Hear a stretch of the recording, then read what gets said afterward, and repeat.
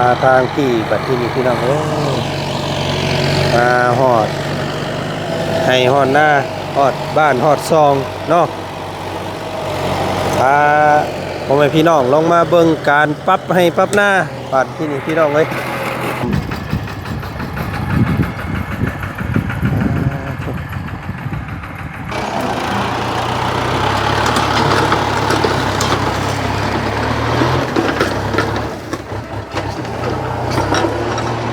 ก็เป็นต้นมะขามพี่น้องเนาะซึ่งต้นมะขามตั้งแต่ยุคประตูไม่ตู้พูดแหละพี่น้องเลยเนาะเฮ็ดให้ซุ่มเย็นลายเนาะอันนี้ก็ต้นไม้บ้านต้นขามพี่น้องบ้านต้นไม้ของตู้พ่อเพิ่นเนาะเขียวสะอุ้มบ้านพี่น้องเลยเอาสวยงามเนาะเพียงเนาะพ่อแม่เอาให้แล้วอันนี้น่ะเจ้าน่ะแตงเอาเบิ่งเอาเด้อนะนี่นั่นพอตู้นั่นพ่อเจ้านั่นเว้ามีแต่เช่าหุ่น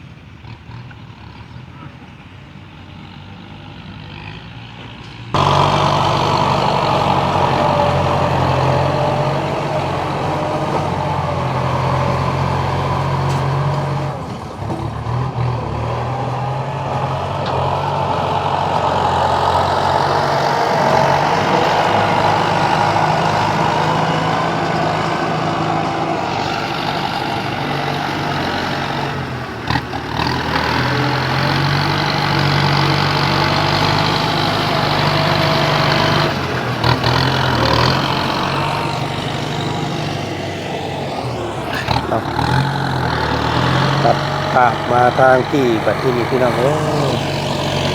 มาฮอดให้ฮอดหน้าฮอดบ้านฮอดซองเนาะพาพ่อแม่พี่น้องลงมาเบิ่งการปรับให้ปรับหน้าบัดที่นี่พี่น้อง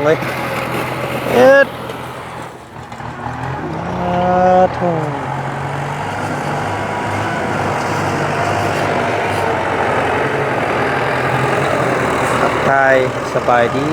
เนาะสบายดีพ่อแม่พี่น้องเป็นมัดสุขูสุคน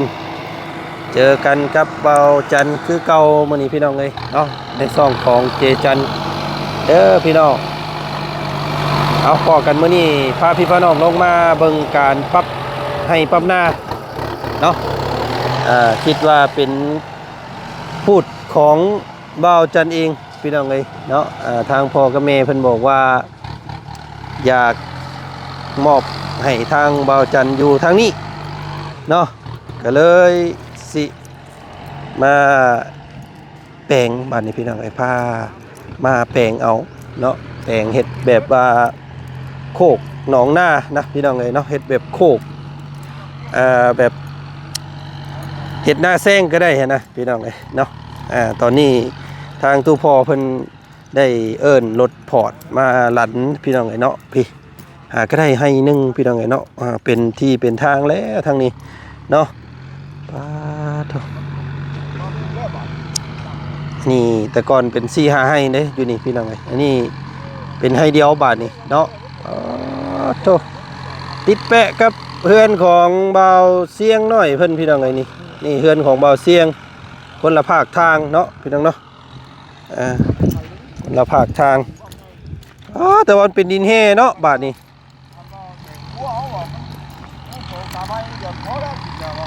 เป็นดินแห่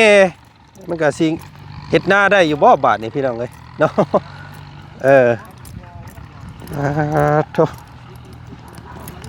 มันลงลึกหลายอะไรมันกลายเป็นดินแห่แล้วพี่น้องเอ้ยบาทนี้เนาะเพียงกันตุ่มมุมพี่น้องเอ้ยพี่ทางนี้ทางนี้เป็น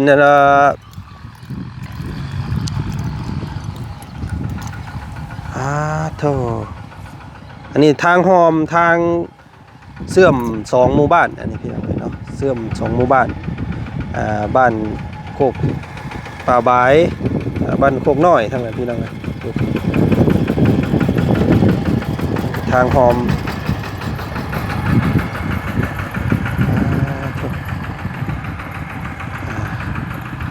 โอ้ยเนาะพี่น้องเนาะมันก็ถือว่าค่อนข้างจะสูงพอสมควร เนาะ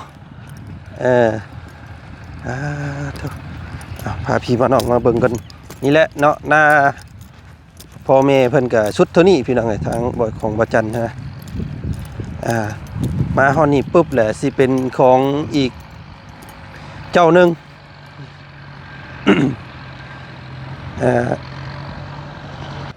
อันนี้ก็ทางเมตู้ทวดพอตู้ทวดเพิ่นบอกมาเมื่อก่อนก็เป็นหน้าพูดเดียวกันนี่แหละแต่ว่าเพิ่นให้หมู่เนาะให้หมู่เพิ่นมาซาวมาอย่างไรเป็นของเพิ่นเสียให้นี้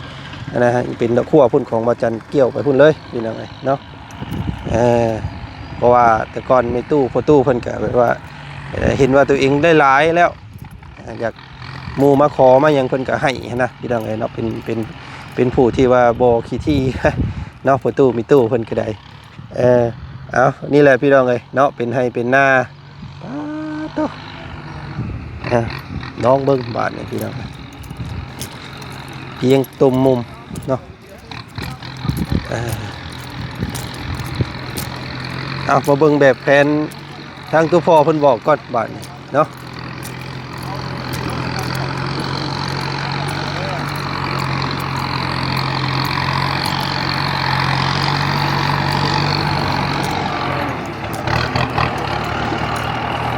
คันมันอยู่บ่งใดพ่อสิเฮ็ดไว้ได้น่ะเพิ่น พันนี้มานี้พันน่ะแล้วก็ไปใช้พูดกับแกงว่าวาดพูดแบบนั้นลงไปพูดด้วยกันพูดเรื่องพระเจ้าน้ำมันบอกไงคนละมันใหญ่มันบุญมันตัดลงมันเป็นไงนะ หม่องเราย่างมานี่บ่หม่องเราย่างมานี่ติ ลูกหูลูกไปลุงหูนั่นเองคันนั่นอันนี้เป็นพูดอะไรมันจากน้ำมาให้ได้ทุกอย่างเป็นไทยนี่น้ำแบบนี่ต้านรถมาเห็นว่ามันเป็นคันแต่มันบ่อยากอันนั้นเฮ็ดมันก็ซ้ำนั้นก็พอแล้วแต่มันว่ามันเป็นมันสิปั๊บมันคดอยู่ได้มันคดได้มันงอมันไถน้ำมันคดมันไถงอเอาดินนี่นะลูกกระทงไปคันน่ะไถโคตรมันก็เป็นไถน้ำมันเป็นหาบุตรมันก็แปลงพี่มาเลย มันคือเรียบเลยมันคือมันหล่อตั้งตรงนี้เป็นไถน้ำแล้วมันเป็นได้แต่มันน้ำตีย่อยลงไปน้ำอัดหันมันก็ชัดเข้ามาพี่น้ำเขาจะท่อตัวนี้พวกว่าพี่บาดนี้น้ำเนี่ยเข้าพี่ได้แบบเป็นโคตรเยอะเข้ามาพี่เลยไอ้น้ำดีเขาว่านี่ตึ้งมันบริโภคเลยทางในท่อแล้วตีนคันนี่สิเฮ็ดเป็นคันคันเอารถเอาล่างมาไถให้มันจังโบนั่นเฮ็ดเลิศเนาะนั่นเมียนเฮ็ดเลิศจริงวะเฮ็ดเลิศบนจอดรถจอดหยังเนาะ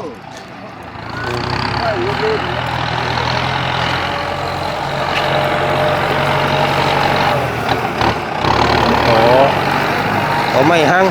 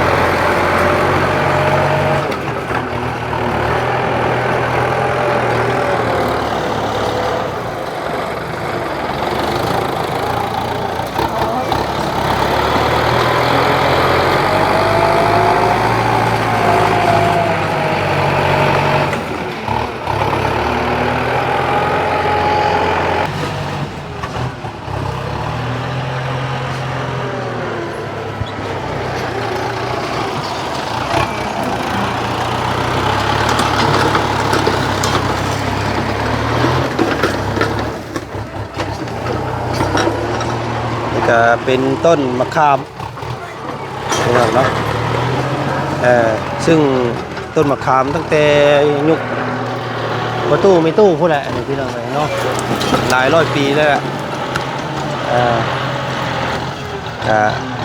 และอนาคตก็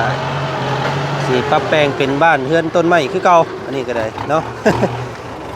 ลองเบิ่งครับมันสิเป็นไปได้เนาะ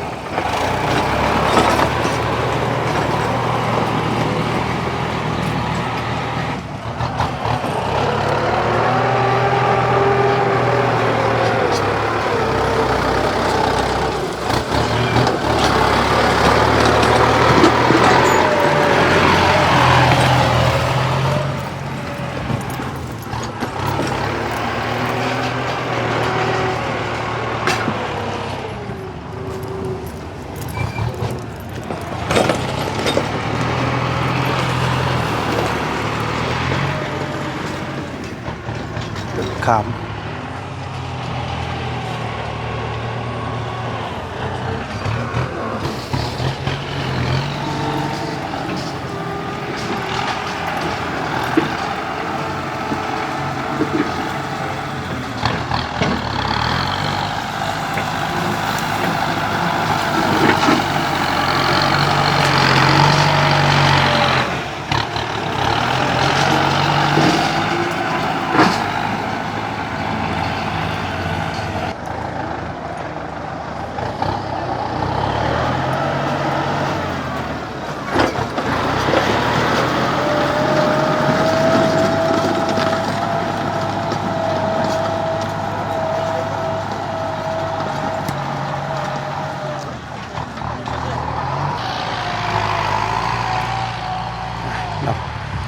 แผ่นดินหญ้าฝนตกเมื่อนั้นก็โอ้ยพี่น้องเฮ็ดให้ซุ่มเย็นหลายเนาะ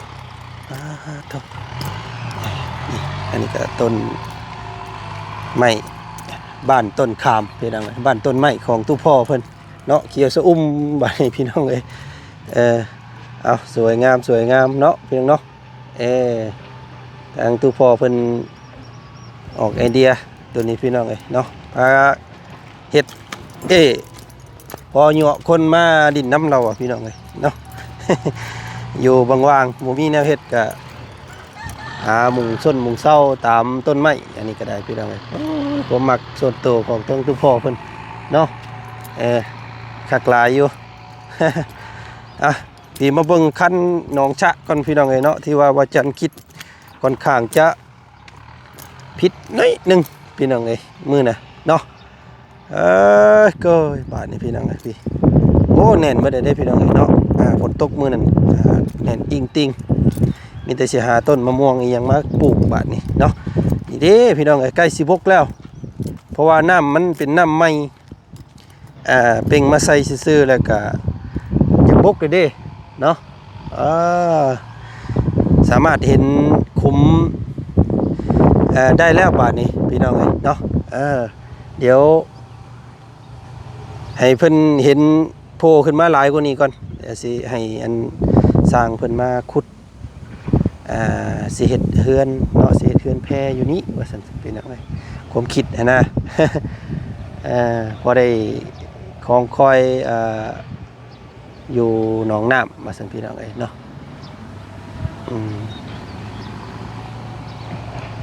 เฮือนอยู่ในน้ำนี้เนาะพอได้ย่างลงไปเบิ่งบูเบิ่งปลาว่าซั่นซะเนาะ ก็สิเฮ็ดประมาณ6ต้นนี่แหละพี่น้องเอ้ยเนาะก็บ่ใหญ่เฮ็ดกายตะพังย่างลงไปนะก็นี่ความคิดเนาะจะซื้อพี่น้องเอ้ยเบิ่งเงินเบิ่งคำพุ่นแหละเนาะทุกพี่น้ำ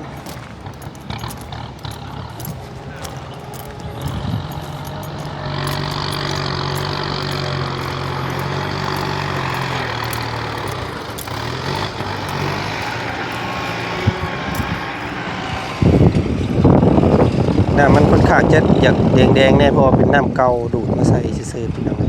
เนาะ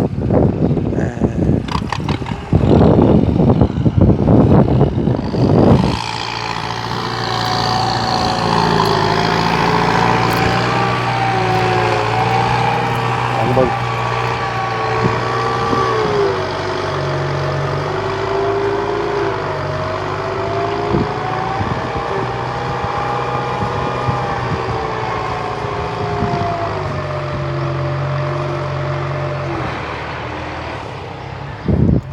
หัวกะอ้อมแล้วพี่น้องเอ้ยทั้งดูพ่อเพิ่นอ้อมเนาะ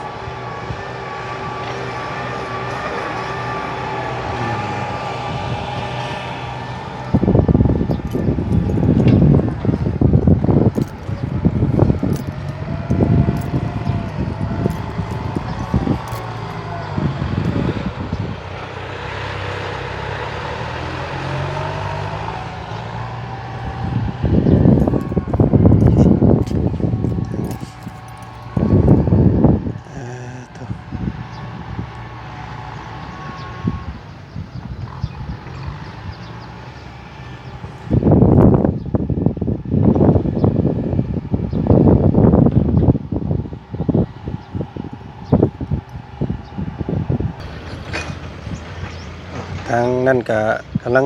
แปลงทางพี่น้องเลยเนาะระดมหมู่บ้านพัฒนาพี่น้องโอ้ยจะเจริญเด้อบ้านเฮาก็ได้เนาะกำลังปลูกแปลงถนนหนทางให้เข้าที่เข้าทางอยู่เพื่ออนาคตข้างหน้าของลูกของหลานพี่น้องเลยเนาะบ้านเมืองสืบทอดต่อกันไปเนาะสละดูดน้องเนาะสะรวมพี่น้องเลยเนาะที่โท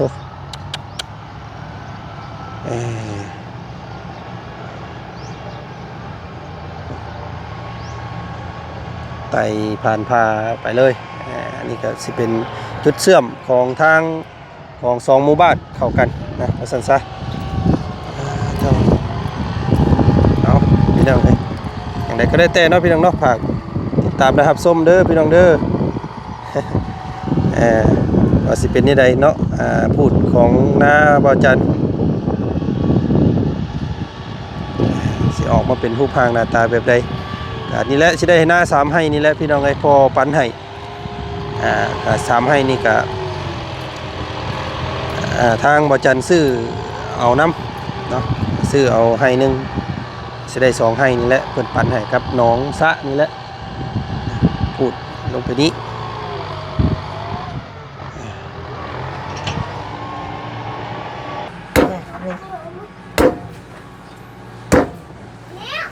ตัดภาพขึ้นมาทางถึงเฮือนบัดนี้พี่น้องไงเนาะเสียงเพื่อนว่าอยู่เพิ่นพามักพร้าวที่บ่จันเอามาแต่ผู้ได้เสปูนผู้ได้หวานนี่พี่น้องไงซื้อน้ำเพิ่นเนาะจักสิพอกินหรือบ่จักสิอ่อนบ่หรือว่าจังใดได้เป็นอ่อนเด้น่ะพันอ่อนนี่สิพาหน้ามันชูดานกินก้นเป็นนี่ได้แม่คืออยู่บ่ให้หน้าตะกร้าแปลงให้โอ้ว่าบอกเอาได้จากไรงานจากงานแปลงนั่นบ่ได้มันขาดมันยางกระช่างแล้วโดยผู้เจ้าของหน้าบัดบ่อยู่อันผู้สิมารุดบัดมารุดบัดนี่น่ะมาทันพอดีอยู่ทันอยู่งามแล้วเนาะคักแล้วคำว่าคักก็บ่ได้บ่คักนั่นเว้าเอาลูกเอ้ยพ่อแม่เอาให้แล้วอันนี้น่ะเจ้าน่ะแปลงเอาเบิ่งเอาเด้อหน้านี่นั่นพอตู้นั่นพ่อเจ้านั่นเว้ามีแต่เช่าหุ่นเพิ่นมาเฮ็ดให้ได้ย่านป้าบ่มามึงมาครัวน้ำครัวในหรือย่างคันกุดคันขาดเด้ล่ะว่ะเฮ็ดให้ลูกชำนี่ได้ล่ะว่ะให้หน้าตัวนั้นก็ไถแล้วไถที่ตากแดดแล้วที่บ้านนั่นน่ะตัวทางนั้นน่ะตัวนี้นั่นน่ะจุ๊เจ้าเฮ็ดเอาที่บ้านก็ว่าสิดำกะล้ำทางนี้นั่นบอกให้ลูกแล้วนี่นั่นโอเคพี่น้องก็สิเบิ่งเอาถ้าลูกว่าบ่พอใจชั้นใดก็ลูกบอกแม่เอ้ยเฮาอยากได้บ่นั่นบ่นี่คืออยากได้ตัวนั่นตัวนี้น่ะเว้ากันอีกเดี๋ยวจังที่มานี่นั่นให้ลูกแปลงเอาครอบครัวชุมเจ้าบ่ได้ให้ไผญาติไผซิ่งกัน3คน4คนชุมเจ้าบ่ให้ญาติพ่อแม่ชี้บ่ได้ละเอาโลดดูเลยโดยแล้วมื้อพ่อแม่สิเฒ่าพ่อแม่ยังนี่อยากให้แม่เห็นที่ว่าลูกอยากสิเฮ็ดซำใดให้หน้านั่นโดยอันสิคุดสิเช้าซำใดพ่อแม่เอาให้แล้วนั่นเดี๋ยวสิแปลงเอานี่แหละเนาะเดี๋ยวสิคอยเฮ็ดไปที่ได้เดือนนี่ก็เงินเดือนนึงพอดีพี่น้องเอ้ยเนาะเพิ่นเข้านั่นเอาปีละ100โชค3ผู้ลูกนั่นโทษ100ชอบปุ๊ ไล่ดูไว้ครัวได้ไล่ไล่ โอ้โตเนาะมันฮอดชุดร้อย กะลาปีเพิ่นได้ให้กับโมเมนต์เดี๋ยวนี้แหละ ๆ ได้พุ่นได้เพื่อยได้ปูใส่พ่อน่ะก็ไล่เอานั่น เอา เลี้ยงลูกก็นานเลี้ยงลูกนั่น เอาพาสันเนาะโอ้ยเอา ก้อนน่ะ ลองมันก่อนให้คิดมาฝากท้องฝากใส่น้ำเพิ่นก่อนมื้อนี้พี่น้องเอ้ยเนาะสิอยู่น้ำครอบน้ำครัวเบิดมื้อแล้วมื้อนี้เนาะบ่ได้ไปทางใดมื้อนี้ สบายดีเด้อป้าลุงเด้อสบายดี ติดตามเบิ่งหน้าเว้าจันทร์น้ำกันเด้อสัน ติดตามเบิ่งหน้าบ่าวจันน้ำกันเด้อคำบ่ไหนบ่ดีบ่งามบ่คักบ่แน่กะอันติดตามนำบ่าวจันแน่ บอกเพิ่นแน่เนาะ บอกเพิ่นแน่ อ แต่ว่ามูลพ่อแม่เอาให้ลูกแล้ว โดย แต่ว่าลูกสิเบิ่งเอาซำใดก็สิได้แต่ลูกบัดนี้นะความพ่อแม่ยัง โดย ความตายแค่ข้อคือบัดย่างคือเนี่ยพ่อบอกกันแล้ว มื้อนี้ก็มีคนเสียชีวิตมาจากฝั่งไทยเพิ่นได้พี่น้องเอ้ยเนาะเป็นหมู่เฮียนห้องเดียวกันกับเบาจันทร์แต่ก่อนเนาะ อันพวกนี้นะ เบาสายชื่อเพิ่นเนาะ แค่น้ำกันบ่ ขอโท ลุ ษ ง ขออภัยเฮียนพร้อมกันเฮียนห้องเดียวกันเนาะใส่ติ่งแตกบ่อยู่ฝั่งไทย เนาะ สรุปว่าเราใส่ติงว่าเพื่อเราเป็นป่วยโซ่ แต่ว่าลงไปนั่นก็ว่าคือหักไม้ลงไปบัดที่ว่าบัดตายได้เรากวดเบิ่งบ่ได้เฮาก็ยังบ่ฮู้ได้นี่ เป็นใส่ติ่ง ดีใจคำว่าแบบนั้นน่ะคำว่าย่านว่าบ่มีหยังนั่นย่านว่าตาแบบอื่นน่ะคะนิ้งคำว่านี่น่ะมันเฮาก็บ่ฮู้แบบนี้น่ะเนาะแม่นติเพิ่นว่ามาน่ะ โดยโยเจ็บมันเจ็บแฮงมันบ่ทันบ่ใส่ติ่ง เฮงเราอยู่คนเดียวเนาะเราอยู่ห้องกับหมู่กับหยังกันแล้วก็บ่มันไปบ่ทันทีติ โอ้ยพี่น้องนี่แหละเนาะ น้องลูกหลานเคยแม่ตุ้ยนี่แหละนั่นก็ลูกหลานคือกันเป็นมาเอาหลานของแม่ตุ้ย โดย บ่าวทรายค่ะ แม่นเอาลูกของแฝดนั่นเด้ ลูกเพชรนั่นแหละเอากับห้องแม่ตุ้ยนี่ก็กับห้องแม่ย่าเอาห้อง เอ้า ย่า ฟ้าสัตว์สิลงซิมเบิ่งนี่เอ้า อ่ะแต่ว่าเพิ่นเอามาให้ได้เพิ่นก็ยังอยากยังอยู่ โยว่า มาจันจ้ะ ยัง มวยแก้ผ้ากินได้นะ อ่อนเนาะ ที่ว่าเพิ่นพายังบ่เป็นเนาะเพิ่นก็ยังน้อยดี ยังไม่ใหญ่ได้ตื่น เพิ่นก็ยังน้อย โอ้พอดีเนาะพอดีเป็นขนาด เพิ่นก็ยังน้อยอยู่เอาผ้ามาให้แม่บัดนี้แม่มันปั่นหน้าให้เด้เฮ็ดเป็นอยู่บ่เนาะ เราไม่เห็นได้นะแมงเชอเห็ด นี่ได้ให้แม่น้องเชอคือเก่า แม่น้องเชื่อน่ะไปหาญาติแต่น้ำมูเนาะหัวบ่เฮ็ดหน้าไปหาญาติเฮ็ดแต่น้ำมูเพิ่นน่ะอันนี้เพิ่นสิมาญาตินะแม่ตุ้ย เบิ่งมาสิพาให้มา หั่นพาแล้วก็ขู่ได้เห็นอ่ะขู่แล้วก็น้ำตาลใส่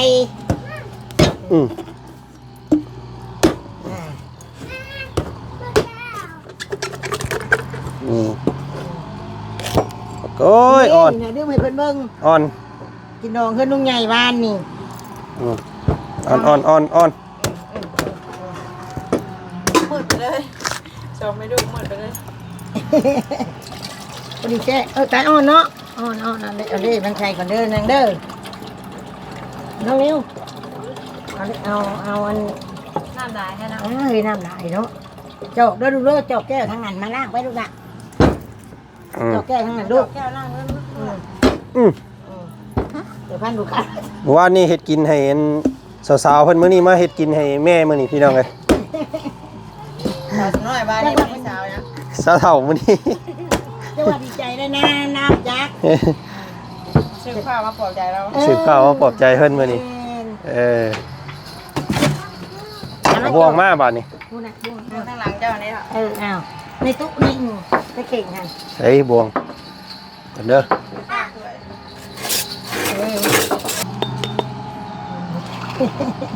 ผู้ที่เป็นขี้ลุย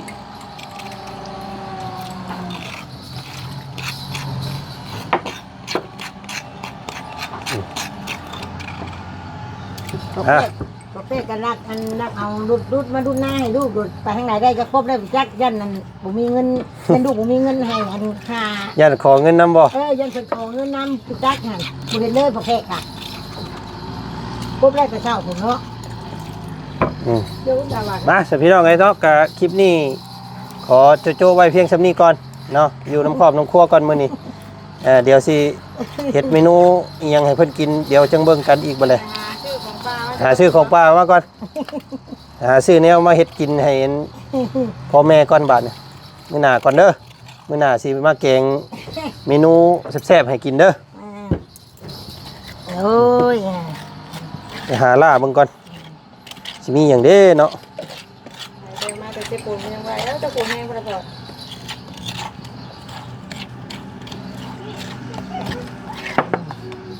โอ๊บ